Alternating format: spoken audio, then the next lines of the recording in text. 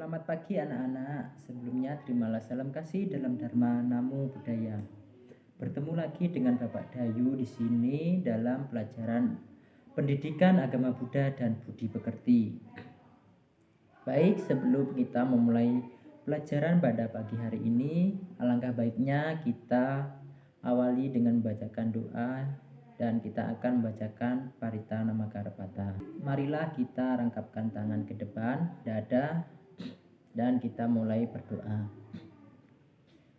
Arahang sama sambuddho bhagava buddhang bhagawantang abiwademi swakato bhagawata dhammo dhammang namasami supatipano bhagavato sawaka sanggo sanggang namami.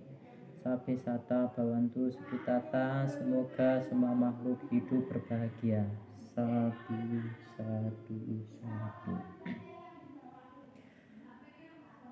Baiklah, setelah kita selesai berdoa, agar kita lebih konsentrasi dalam pelajaran kita pada pagi hari ini, kita juga akan melakukan meditasi atau hening sejenak selama kurang lebih 1-2 menit ke depan.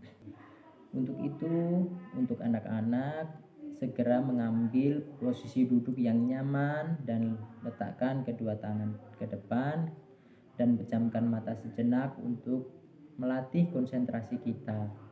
Meditasi mulai.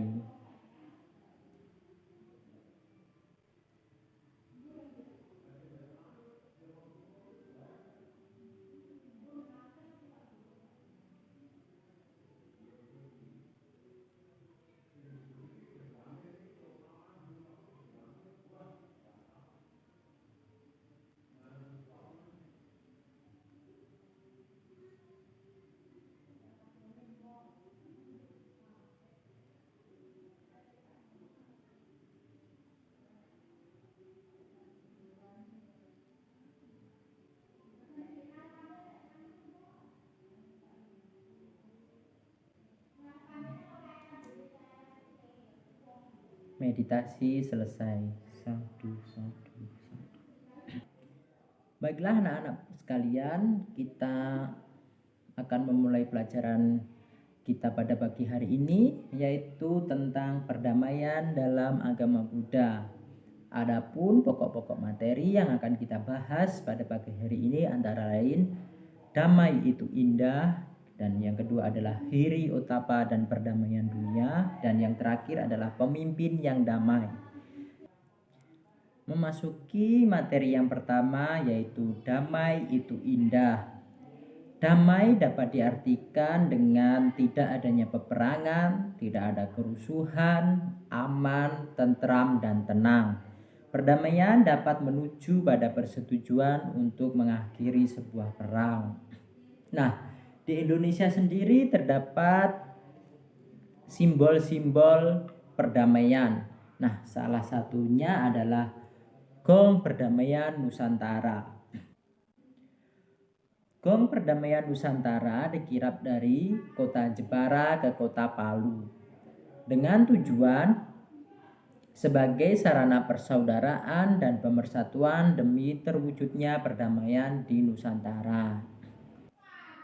Gong Perdamaian dari kota Jepara ini merupakan gong keempat yang berada di Indonesia, yang sebelumnya juga ada di kota Yogyakarta, Kupang, dan Singkawang.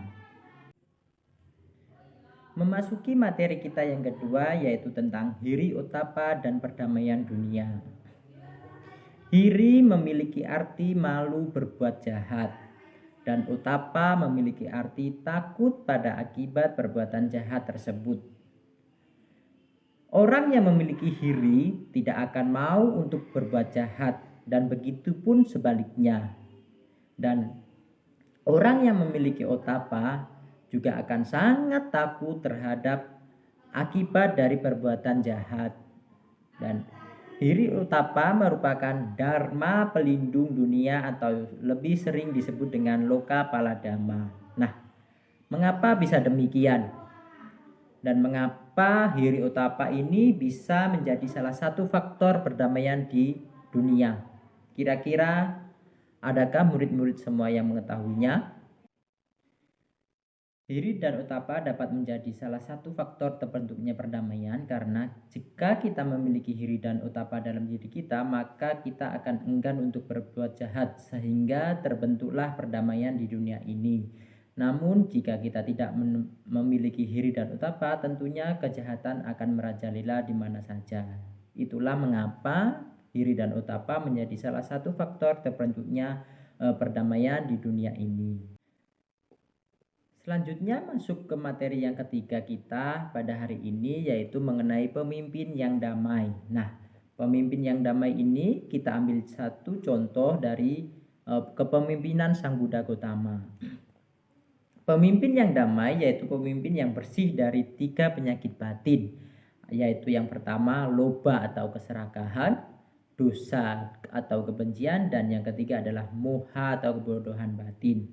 Nah, Sang Buddha merupakan pemimpin yang sempurna karena beliau telah melenyapkan 3 penyakit batin tersebut.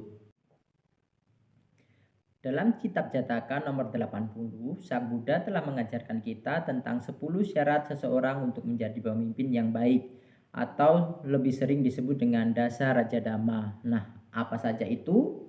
Yang pertama yaitu bermurah hati atau dana, yang kedua bermoral atau sila, yang ketiga rela berkorban atau parijaga, yang keempat tulus hati dan bersih atau ajawa, yang kelima ramah sopan dan santun atau madawa, yang keenam sederhana atau tapa, yang ketujuh tidak berniat jahat, bermusuhan dan membenci atau okada, yang kedelapan tanpa kekerasan atau awihimsa, yang kesembilan ada sabar dan rendah hati atau kanti, yang ke-10 atau yang terakhir tidak menimbulkan pertentangan atau awirodana. Contoh lain terkait kepemimpinan yang damai selain kepemimpinan Sang Buddha adalah kepemimpinan Raja Asoka.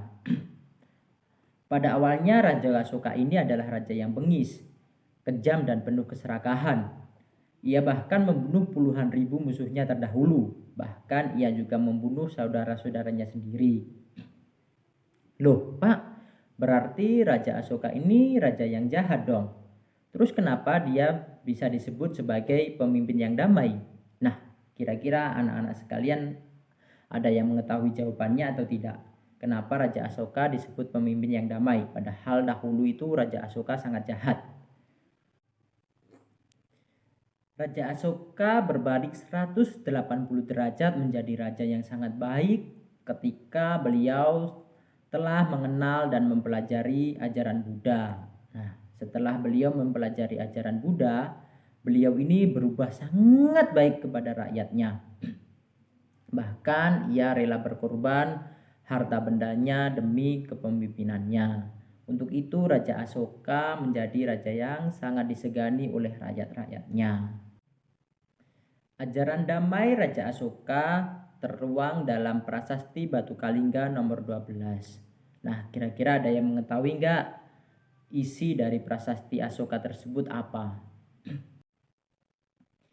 Isi dari prasasti Batu Kalingga Raja Asoka adalah kurang lebihnya kita sebagai umat beragama harus saling menjunjung tinggi dan saling toleransi antar umat beragama. Kita tidak boleh membenarkan agama kita yang paling benar dan menjelekkan agama lain. Agama lain juga harus kita hargai dan kita junjung keberadaannya. Dalam Mahaparinibbana Sutta, Buddha mengemukakan 7 syarat kesejahteraan bagi suatu bangsa, yaitu yang pertama, sering mengadakan pertemuan dan musyawarah. Yang kedua, selalu berusaha mencapai mufakat. Yang ketiga, menjunjung tinggi konstitusi. Yang keempat, menghormati pemimpin. Yang kelima, menghormati kedudukan wanita. Yang keenam, kewajiban beragama. Dan yang ketujuh adalah melindungi para pemimpin agama atau orang suci. Demikian tadi pelajaran yang dapat Bapak berikan terkait dengan perdamaian dalam agama Buddha. Semoga apa yang Bapak berikan dapat bermanfaat bagi murid-murid sekalian dan dapat menjalankan di kehidupan sehari-hari. Untuk itu Bapak akhiri cukup sekian pertemuan kita pada pagi hari ini. Kita lanjut pada pertemuan lusa dan Bapak akhiri. Namo